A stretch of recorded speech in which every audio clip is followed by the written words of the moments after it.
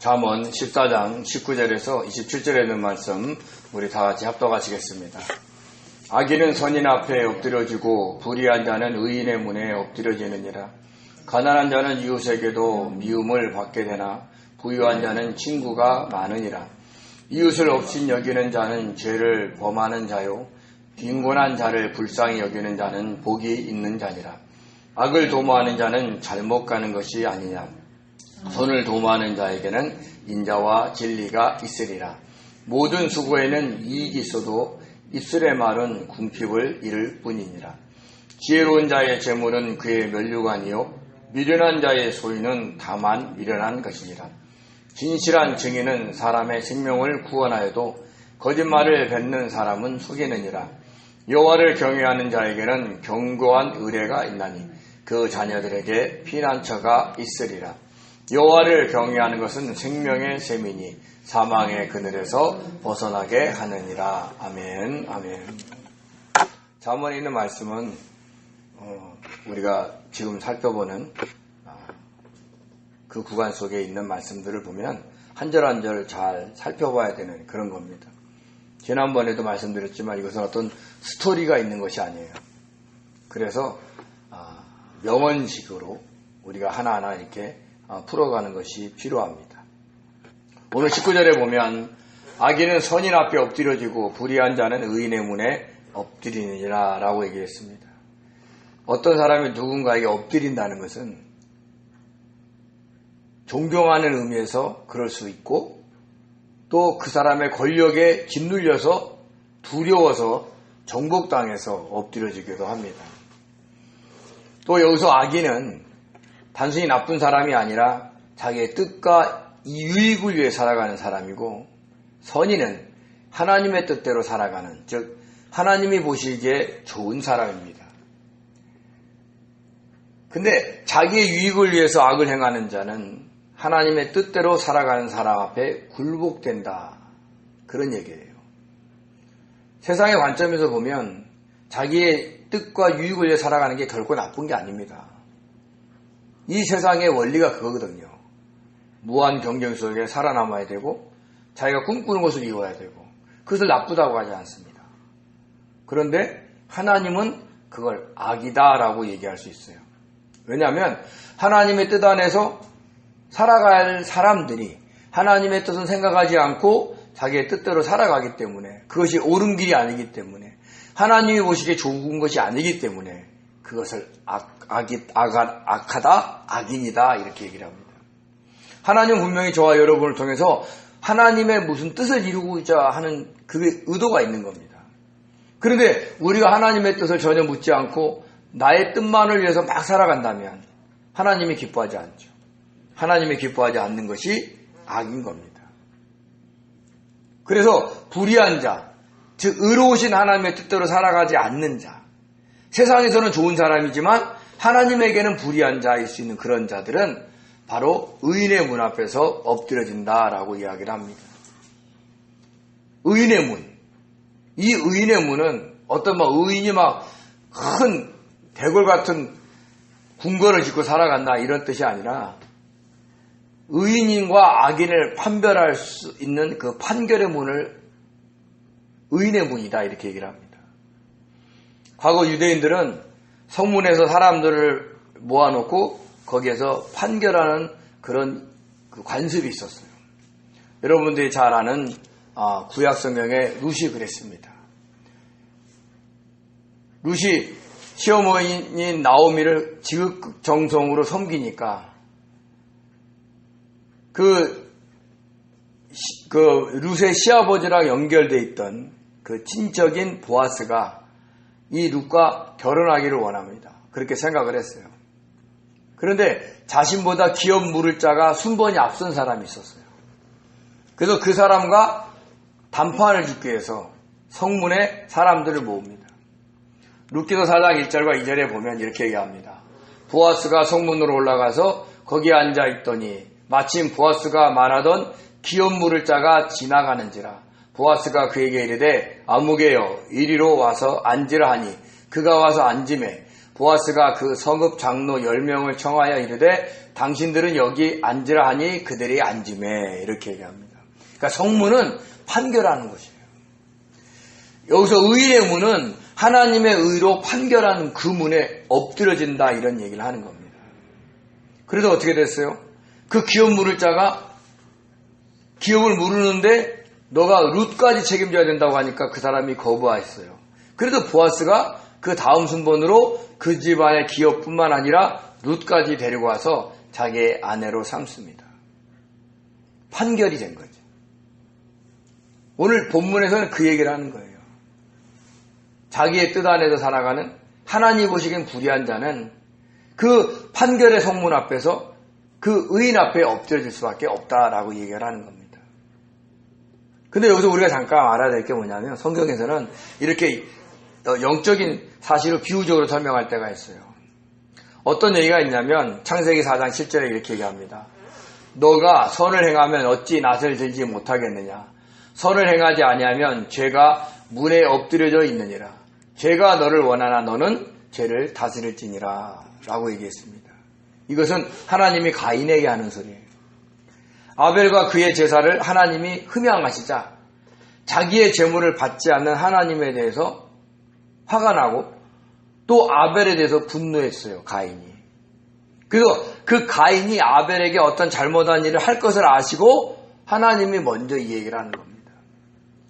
이 얘기를 우리가 보면서 알아야 될 게 뭐냐면 우리가 하나님이 보시기에 기뻐하지 않는 어떤 행동을 하려고 할 때 이미 그렇게 행동하려고 부추기는 그 어둠의 세력이 우리의 마음의 문 앞에 엎드려 있다는 거예요. 엎드려 있으면 잘 보입니까? 안 보입니까? 안 보여요. 숨어 있다는 거예요.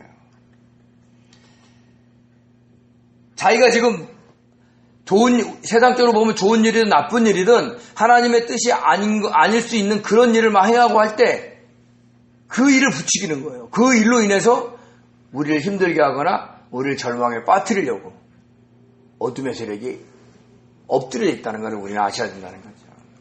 이것을 깨닫는 사람이 자기 주변을 늘 살피면서 자기의 감정을 조절해가면서 살아갈 수가 있다는 것을 잊지 마시기 바랍니다. 그런데 이 말씀이 항상 맞지 않습니다. 세상의 관점에서 보면 악인이 선인 앞에 엎드려진 예가 있나요? 드뭅니다. 오히려 선인, 세상 사람들이 보기엔 착한 사람이 오히려 악한 사람 앞에 엎드려 살아요. 왜냐? 그 악한 사람은 자기 것만 추구하기 때문에 부와 명예를 얻기가 쉽습니다. 그래서 가만 부자를 접해보면 왜 부자가 되는지를 알아요. 정말 철저하게 나 같으면 정말 째째해서 저런 말 저런 행동 못하겠다 하는 행동도 서슴없이 해요. 돈을 모으기 위해서. 근데 가난한 사람은 어떻게 돼요? 규모 없이 막 씁니다. 뭔가 달라요. 근데 세상에서는 착한 사람이 악한 사람 앞에 엎드려져 삽니다. 근데 여기서는 그 얘기를 하는 게 아니에요. 그 얘기를 했다거나 이 말씀이 틀려요. 근데 성경 말씀은 틀리지 않습니다. 그러니까 분명히 외형적으로는 선한 사람이 악한 사람 앞에 엎드려지는 것처럼 보여도 영적으로는 이미 믿음 안에서 승리했기 때문에 악한 사람이 선한 사람한테 엎드려져 있는 겁니다. 그것을 하나님이 이 세상에 살면서 확인시켜 줄 때도 있지만 나중에는 결국 그 나라에 갔을 때 봤을 때 그 사람이 구원을 받느냐 또 하나님 주신 상급을 얼마나 받고 들어가느냐 이 차이가 있다는 거예요. 그래서 그 때는 반드시 악인이 선인 앞에 엎드려지고 불의한 자는 의인의 문 앞에 엎드려진다는 것을 우리는 아셔야 된다는 것이죠. 그래서 지금 이 땅에서 우리가 비록 힘들고 어렵게 또 외형적으로는 다른 사람한테 엎드려져 사는 것처럼 보여도 우리가 하나님의 뜻 안에 살면 우리는 이미 그 사람이 우리 앞에 엎드려져 사는 걸로 우리가 알고 살아갈 줄 아는 영적인 눈이 있으셔야 돼요. 그래야 우리는 사람들 앞에 비굴하지 않고 떳떳하게 우리가 살아갈 수 있다는 것을 잊지 마시기 바랍니다. 20절에 이렇게 얘기했습니다. 가난한 자는 이웃에게도 미움을 받으나 부유한 자는 친구가 많으니라 라고 얘기를 했습니다. 가난한 사람, 딱 보면 어떻게 돼요? 옷만 봐도 알죠. 근데 거기다가 가난한 사람은요, 늘 힘들고 어려워서 마음이 여유롭지가 않아요. 그러다 보면 말과 태도까지 거칩니다. 그래서 다른 사람들한테 미움을 받기가 십상입니다. 그리고 주변에 있는 사람들이 왜 가난한 사람을 미우는 원인 중에 하나가 뭐냐면 그를 도와야 된다는 부담이 있어서 그래요. 하나님은 우리 인간에게 선한 양심을 주셨어요. 그래서 힘들고 어렵게 사는 사람을 불쌍히 여겨서 도우려고 하는 마음을 주셨다는 거예요. 근데 돕기는 도와야 되는데 그를 도우려면 자기 시간과 재물이 들어가야 되니까 아까우니까 그 사람이 미운 거예요. 그래서 그 가난한 자는 그렇게 이웃에게 미움을 받는다는 것을 우리는 알아야 되는 겁니다. 근데 가난이 죄냐? 죄가 아닙니다. 이 세상은 부지런히 살아도 가난할 수 있다는 거예요. 그래서 많은 국가 원수들이 가난하다 할지라도 부지런히 살면 살아갈 수 있게 하려고 경제정책을 피려고 하는 겁니다. 우리가 보통 최저임금제 이렇게 얘기하잖아요. 최저임금제가 뭐예요? 최소한 이 정도 일하면 이 정도는 벌어야 그 물가에 해당되는 삶을 살 수 있다는 것을 정해놓은 거잖아요. 근데 어떻게 됩니까? 다른 데서는 안 아껴도 사람들한테 주는 임금은 엄청 아끼려고 해요. 그래서 해마다 최저임금제 그거 협상할 때 보면 얼마 올라요? 100원 오르나요? 100원 오르기 어렵습니다. 아니 1000원 오르기 어려워요. 1000원 오르기. 그러면서 기업들 다 죽고 자영업자 죽는다 그래요. 근데 그게 올라도 다른 데서 아끼거나 경제가 회복이 되면 그거 감당할 수 있어요. 그러니까 사회적으로도 가난한 자를 물질로 돕기에 앞서 경제적인 사회 구조가 가난해도 성실하게 일하면 살아갈 수 있는 구조로 만들어가야 된다는 거죠. 그래서 지도자가 중요한 겁니다. 반면에 부유한 자는 친구가 많아요. 여기서 친구는요, 사랑스럽다라는 뜻이 있어요. 부유한 자는 어떻습니까? 막 아무 옷을 입어도 좋은 회사 걸 입기 때문에 옷차림부터 달라요. 또 부유한 자는요, 생활에 여유가 있기 때문에 말과 태도가 다른 사람, 가난한 사람보다 낫습니다. 그러니까 접근하기 쉽죠? 그리고 부유하다 보니까 재력도 많을 수 있고 권력도 많을 수 있으니까 그 사람 옆에 있으면 어떤 금전적인 도움을 받거나 아니면 그 사람의 권력으로 해서 내가 어떤 이익을 받을까 하고 사람들이 모여있다는 거죠. 근데 우리는 영적인 부유한 자가 되셔야 돼요. 주님과의 친밀함이 많은 사람이 영적인 부유하거든요. 그로 인해서 사람들이 가까이 하려고 하는 사람들이 되셔야 돼요. 내가 어떻게 하면 돈을 많이 벌고 어떻게 하면 권력을 많이 얻어서 주변에 많은 사람을 둬야지. 이건 세상 사람의 관점이고 저와 여러분은 주님과의 그 친밀한 관계로 저 사람한테 가니까 주님이 원하시는 것이 뭔지를 알겠어. 그래서 저 사람하고 얘기 좀 더 해봐야지. 그럴 정도의 사람들이 되시기 바랍니다. 21절에 이렇게 얘기합니다. 이웃을 없인 여기는 자는 죄를 범하는 자요 빈곤한 자를 불쌍히 여기는 자는 복이 있느니라 라고 얘기했습니다. 없인 여기다. 경멸하는 겁니다. 그러니까 사람들 존재 자체를 부정하는 거 그런 거 자체가 죄를 범하는 거예요. 저도 때로는요 모든 사람에게 잘 대해주려고 애를 쓰는데도 간혹 가다가 마음에 교만병이 걸려가지고 겉은 친절하게 하는데 속은 업신여기는 경우가 있어요. 저의 그 이중적인 마음이 보일 때마다 굉장히 힘들거든요. 근데 그것은 육을 소유하고 있기 때문에 그것이 자동적으로 이루어져요. 대체적으로 한국 사람은 서양 사람들은 굉장히 사랑하고 존경합니다. 근데 동남아나 흑인 사람들을 만나면 왠지 무시하죠. 저와 여러분도 그럴 수 있어요. 어느 성도에게는 굉장히 사랑스럽게 대하는데 어느 정도는 정말 무시하고 대할 때가 있다는 거예요. 그럴 때 조심하셔야 돼요. 하나님이 기뻐하지 않으세요. 뭐 하는 사람이라고? 죄를 범하는 사람이라고. 도덕적인 죄를 범하나요? 아니에요. 하나님 앞에 죄를 짓는 겁니다. 그것을 잊지 마시기 바랍니다. 근데 반면에 빈곤한 자를 불쌍히 여긴다. 이런 사람들, 정말 그들에게 자비를 베푸는 사람들. 빈곤한 사람들이 어떤 사람들이에요? 가난하고 억압받는 사람들이. 근데 이런 자를 불쌍히 여기는 사람은 하나님의 마음을 갖고 있는 사람이에요. 그래서 저와 여러분은 가난한 자를 미워하지 말고 불쌍히 여길 줄 아셔야 돼요.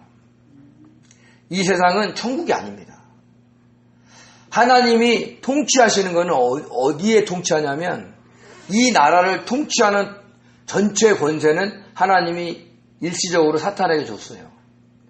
근데 그 속에서 구원받은 자, 즉 하나님의 백성들은 하나님이 통치하시거든요. 그래서 이 땅은 사단이 지배하기 때문에 늘 말씀드리지만 이 세상의 풍조와 흐름에 따라서 가난한 사람이 늘 생기게 마련이에요. 옛말에 가난은 임금님도 못 이겨낸다 그래요. 어떤 훌륭한 지도자도 모든 사람을 부유하게 할 수 없어요. 이게 이 세상입니다. 근데 하나님이 뭘 원하시냐면 그 가난한 자를 하나님이 돌보라고 합니다. 신명기 24장 10절에서 22절을 보면 이웃에게 무엇을 구워줄 때 전당물로 겉옷을 취하지 말라 그래요. 팔레스타인은 그 겉옷이 밤에 잘 때 이불이거든요. 만약에 취하면 해가 지기 전에 돌려주라 그럽니다. 또 공궁한 사람 학대하지 말고 품삯은 그날 꼭 줘라. 그렇게 얘기합니다. 하루 벌어 하루 살아가는 거기 때문에 그렇죠. 또 과부의 옷을 전당 잡지 마라. 또 나그네와 고아와 가부를 위해서 취소할 때 너무 곡식을 싹 걷지 말고 좀 남겨둬라. 하나님은 가난한 자를 향한 그 자비로운 그 긍휼히 여기는 마음이 있다는 거예요. 근데 그 마음을 우리에게도 심어주셨어요. 근데 우리가 그것을 자기의 이익과 욕심에 때문에 막 누르는 거예요. 발휘하지 못하도록 억압하는 거예요. 그러지 말라는 거죠. 하나님은 그 불쌍히 여기는 사람에게 복이 있다라고 얘기를 합니다. 왜 이런 복이 있을까요? 저와 여러분은 이미 하나님의 구원을 받은 자이기 때문에 복 있는 자로서 다른 사람을 불쌍히 여기게 하기 때문에 그래요. 신명기 33장 29절에 이렇게 얘기합니다. 이스라엘이여 너는 행복한 사람이로다. 여호와의 구원을 너같이 얻은 백성이 누구냐? 이스라엘 백성들이 어떻게 돼요? 애굽에서 홍해를 건너면서 출애굽을 했잖아요. 나왔잖아요. 광야를 통과하고 있잖아요. 그리고 영원한 생명을 얻잖아요. 그런 구원 받은 자가 없다는 겁니다. 저와 여러분도 그런 여호와의 구원을 받은 자예요. 그러므로 저와 여러분이 늘 내 주변에 있는 사람들 살펴보면서 정말 도울 수 있을 때는 그를 도울 줄 아는 그런 성도들이 되시기 바랍니다. 22절에 이렇게 얘기합니다. 악을 도모하는 자는 잘못 가는 것이 아니냐. 선을 도모하는 자에게는 인자와 진리가 있으니라 그랬어요. 도모하다. 이거는 뭐냐면 어떤 금속에 뭘 새기다 라는 뜻과 땅을 갈다, 경작하다 라는 뜻을 갖고 있습니다. 즉 악을 도모하는 사람은 자기 마음의 밭에 나 마음의 밭을 경작해서 거기에 씨앗을 악을 집어넣는 것이고 선을 도모하는 사람은 자기의 마음밭을 갈아서 그 안에 선을 집어넣는 거예요. 악은 뭐예요? 자기의 유익을 위해서 집어넣고 선은 뭐예요? 하나님의 뜻대로 살아가기를 원하는 하나님의 말씀대로 살아가려는 그거를 집어넣는다는 거예요. 그러니까 자기의 뜻을 이루기 위해서 살아간 사람은 잘못 간다는 거예요. 근데 반면에 선을 도모하는 사람, 하나님의 뜻대로 살아간 사람들에게 나타난 열매가 뭐냐? 인자와 진리라는 겁니다. 다른 말로 얘기하면 사랑과 진실하는 겁니다. 우리가 하나님을 알기에, 하나님의 사랑을 받았다는 걸 알기에 우린 다른 사람들한테 하나님의 사랑을 전해야 돼요. 그래서 그 사람을 사랑하는 겁니다. 우리가 능력이 있어서, 우리가 마음이 넓어서 다른 사람을 사랑하는 게 절대 아니에요. 우리가 받은 그 주님의 사랑으로 다른 사람을 사랑해야 한다는 거 잊지 마시기 바랍니다. 그리고 왜 사람 앞에 진실해야 되느냐? 우리의 삶을 주님 앞에 살아가기 때문에 그래요. 주님이 보고 계시니까 앞에 내 있는 사람을 속일 수가 없는 거예요. 근데 주님 앞에서 살아가지 않기 때문에 자기를 위해서 얼마든지 거짓말을 하고 얼마든지 자기를 치고 그러면서 자기는 잘 살아간다라고 표현하는 사람들이 너무 많다는 겁니다. 정말 주님 앞에 살아가면 다른 사람을 향해서 욕을 못해요. 저주를 할 수가 없어요. 폭력을 행할 수가 없어요. 설마 요즘에 주님 앞에서 살아가는 성도들이 너무 많았으면 좋겠어요. 어떤 일이 있어도 기독교는 비폭력입니다.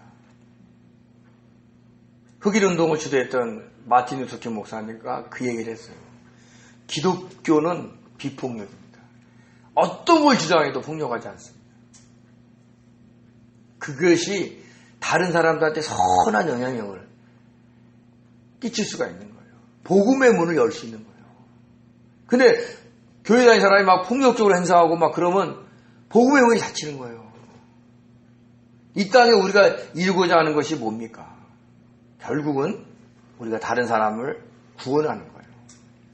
저와 여러분이 어떤 일이 있어도 폭력을 행하지 않고 늘 기도하면서 좋은 말로 어떤 의견을 개진하는 그런 성도들이 되었으면 좋겠습니다. 23절에 이렇게 얘기합니다. 모든 수고에는 이익이 있어도 입술의 말은 궁핍을 이룰 뿐이니라 라고 얘기했습니다. 여기서 수고의 히브리어 예체부는요, 애쓰는 수고를 의미하는 거예요. 그러니까 수고로의 일을 해야 반드시 이익이 있다는 겁니다. 막 한순간에 막 일확천금을 벌려고 하지 않고 성실하게 살아가라 이런 얘기를 하는 겁니다. 요즘 어떤 분도 저한테 목사님 저 이번 주 복권 샀습니다. 기도해 주세요 그래요. 그럼 제가 뭐라 그래요? 안 합니다 이럴까요? 기도한다 그러죠. 기도하죠. 주님 복권 당첨되게 해주십시오. 되고 안 되고는 하나님의 뜻입니다. 그 얘기를 안 하죠. 네? 참 그분이 힘들게 살아가기 때문에 그분의 마음을 이해하기 때문에 기도한다 그럽니다.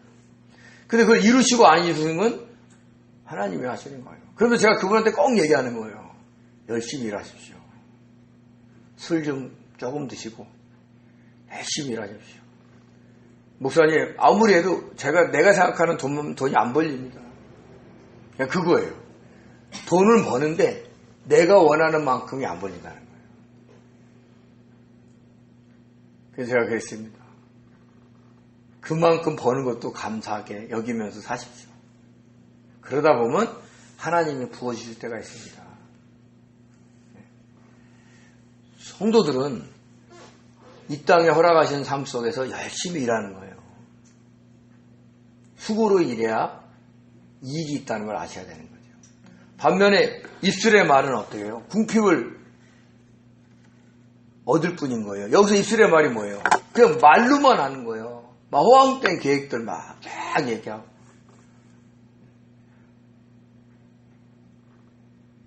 우리는 뭔가 정말 미래의 비전을 가져도 허황된 얘기를 하는 게 아니에요. 가능성 있는 얘기.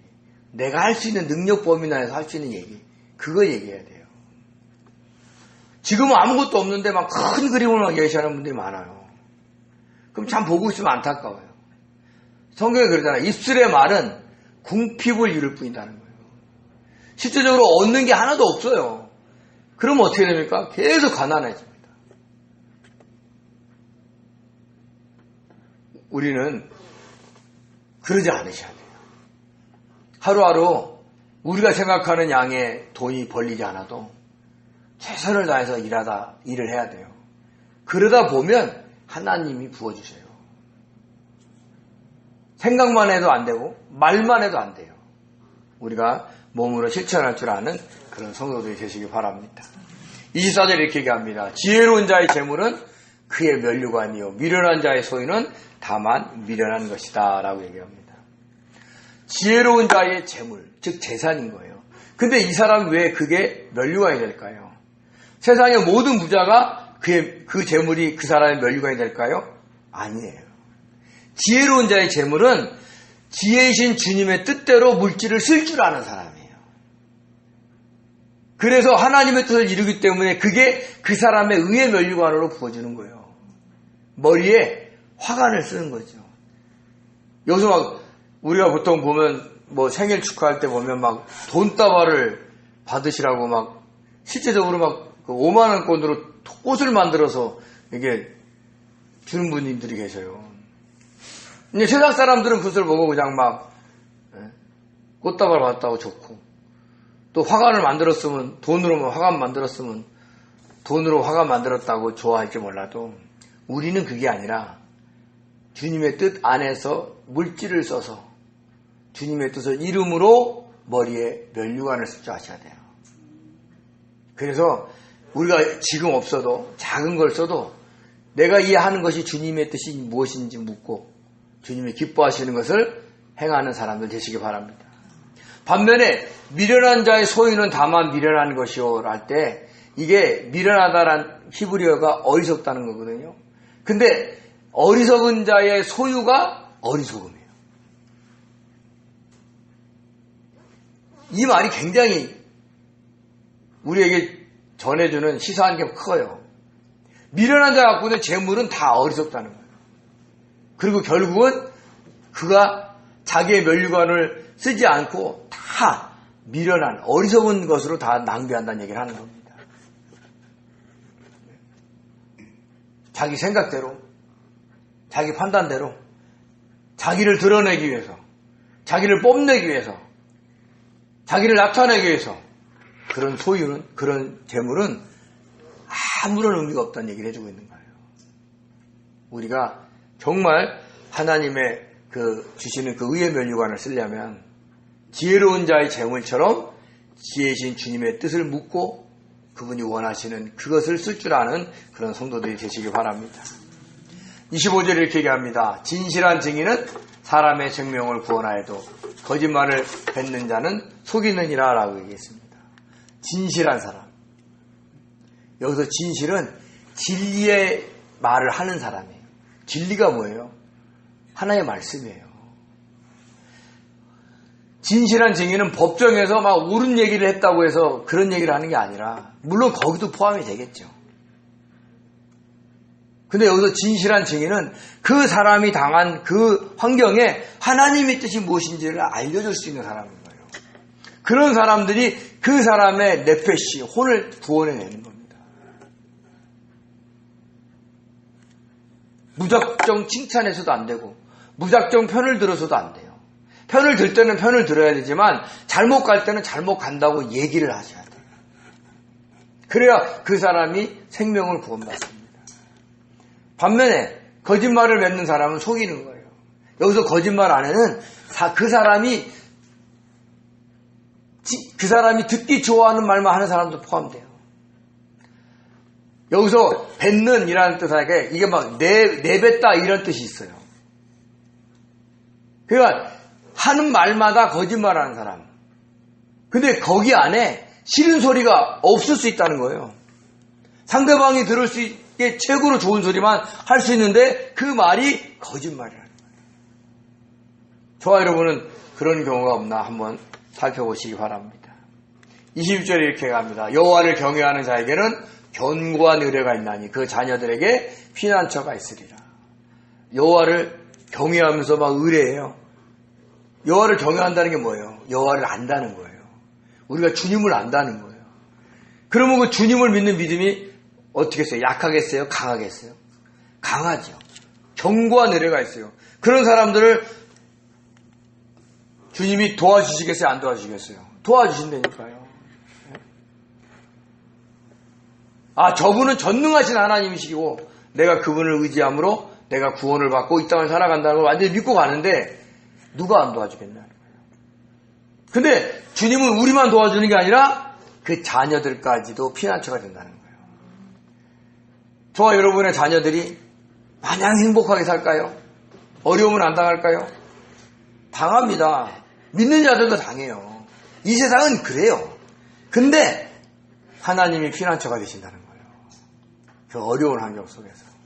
그걸 믿으시고 저와 여러분이 신앙생활을 잘해야 된다는 겁니다. 지난번에 살펴봤습니다. 잠언 13장 22절에 선인은 그 산업을 자자손손 뛰쳐도 이렇게 얘기합니다. 하나님의 뜻 안에 살아가는 사람은 가계의 저절을 끊기 때문에 경제적인 것을 자손에게 이어준다는 얘기를 하는 거예요. 비슷한 얘기하는 거예요. 우리가 얼마만큼 주님을 신뢰하고 의뢰하냐에 따라서 우리로 인해서 우리 자녀들이 하나님의 보호를 받는다는 겁니다. 그것을 잊지 마시고 때로는 자녀들이 우리 마음에 들지 않는 믿음 생활을 한다 할지라도 우리가 잘 가면 하나님이 그들을 부르시고 그들을 보호하신다는 걸 잊지 마시기 바랍니다. 27절에 이렇게 얘기했습니다. 여호와를 경외하는 것은 생명의 셈이니 사망의 그늘에서 벗어나게 한다라고 얘기했습니다. 하나님을 두려워한다는 거, 하나님을 의식한다는 것 자체가 우리 안에 생명이 있는 거예요. 근데 그런 사람들은 사탄이 쳐놓은 그물에 혹시 걸릴지 몰라도 하나님이 거기서 건져내시는 거예요. 우리가 완벽한 사람이 아니잖아요. 우리가 주님의 뜻을 묻고 우리가 어떤 일을 갖다 결정한다 할지라도 때로는 놓치고 우리가 결정할 때도 있어요. 그리고 우리가 묻는다고 해도 우리가 성령의 감동을 제대로 못 받았을 때 잘못 결정할 수도 있어요. 잘못 갈 수 있어요. 근데 하나님이 그 그물에서 벗어나게 하신다는 걸 믿으시기 바랍니다. 그래서 저와 여러분은 절대로 낭망할 필요가 없는 거예요. 때로는 그 그물이 재정적인 문제고 건강의 문제고 여러 가지 어떤 세상적인 문제가 할지라도 반드시 하나님이 저와 여러분을 건져주신다는 걸 잊지 마시기 바랍니다. 그러므로 우리가 잊지 말아야 될 것은 그 하나님을 섬기는 사람이 그 하나님이 가장 불쌍히 여기는 가난한 자, 힘들고 어려운 자, 그 불쌍한 사람들을 향해서 정말 긍휼을 베풀 줄 아셔야 되는 거예요. 그것이 하나님을 경외하는 겸손한 성도가 살아가는 길이라는 것을 잊지 마시기 바랍니다. 하나님은 가난한 자를 불쌍히 여기십니다. 우리도 가난한 자를 불쌍히 여길 줄 아셔야 돼요. 단 조심하셔야 될 것은 교만하게 행동하지 않고 그들을 존중하면서 겸손하게 섬길 줄 아는 복된 성도 되시기를 예수님으로 축원드립니다. 기도하겠습니다. 은혜로우신 하나님 고맙고 감사드립니다. 잠언의 말씀은 아버지 우리에게 생명을 줍니다. 세상의 아버지 도덕적인 기준으로 잠언을 보지 않게 하시고 하나님의 뜻 안에서 이 귀한 말씀을 해석하며 아버지 하나님의 뜻대로 순종하며 살아가는 아버지 하나님이여 이정표로 삼을 수 있도록 저희들에게 지혜를 주시옵소서. 깨닫는 마음을 허락하여 주시고 가난한 자들을 정말로 존중히 여기며 아버지 하나님이여 불쌍히 여길 수 있는 저희들에게 할 줄 믿사오고 감사하며 예수님의 이름으로 기도드립니다. 아멘.